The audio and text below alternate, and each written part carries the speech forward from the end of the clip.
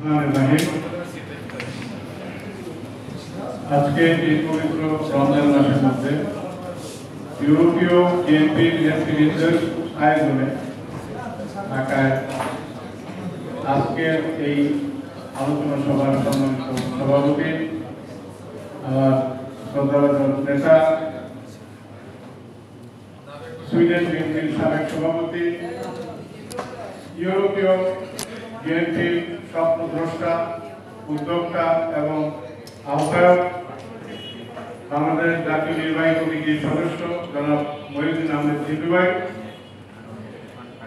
মঞ্চে উপবিষ্ট আছেন আমাদের বিএনপির কেন্দ্রীয় কমিটির যুগ্ম মহাসচিব জনাব অ্যাডভোকেট আব্দুল সালাম আজাদ ভাই, আজকে মঞ্চে উপস্থিত আমাদের ইউএস বিএনপির ফয়সাল ভাই এবং আমাদের মহিলা নেত্রী সহ আমাদের আজকের এই অনুষ্ঠানের সঞ্চালক সদস্য সচিব পর্তুগাল বিএনপির আমাদের সাইফ আহমেদ সুইট ভাই সহ আজকে উপস্থিত আমাদের সামনে ইউরোপের বিএনপির বিভিন্ন নেতৃবৃন্দ, যেমন আমাদের মাঝে উপস্থিত আছেন জার্মানির সাবেক সভাপতি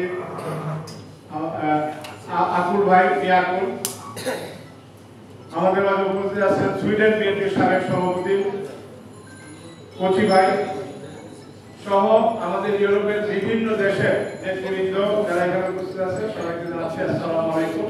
পবিত্র রমজান মাসের শুভেচ্ছা, রমজানুল মুবারক। প্রিয় নেতৃবৃন্দ ও সাথী বন্ধুগণ, আমরা থাকি বিদেশে অর্থাৎ ইউরোপে আমরা বসবাস করি। আমি দীর্ঘদিন ধরে 40 বছর ধরে আমি ইউরোপে বসবাস করি। আমরা ইউরোপে এবং বহির্বিশ্বে বর্তমানে 1.5 কোটি প্রবাসী বাংলাদেশি নাগরিক কর্মরত আছি।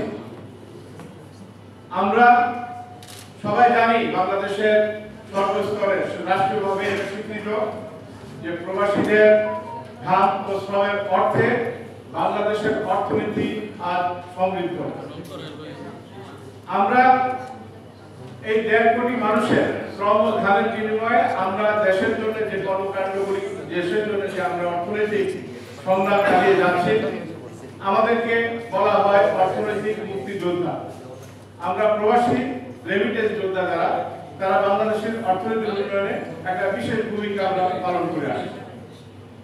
এখানে আজকে এই আলোচনা সভার যে মূল বিষয়বস্তু, যে প্রবাসী নাগরিকদের ভোটার অধিকার, একটা জিনিস পরিষ্কারভাবে আমরা তুলে ধরতে চাই, সেটা হচ্ছে যে বর্তমানে আমরা বাংলাদেশে যে রাজনৈতিক এবং বর্তমান যে অবস্থা বিরাজমান, 5ই আগস্ট উত্তর আজকের যে বাংলাদেশ, নতুন বাংলাদেশ, আজকের এই বাংলাদেশের কাছে আমাদের চাওয়া বৈষম্য বিরোধী একটি নতুন বাংলাদেশ।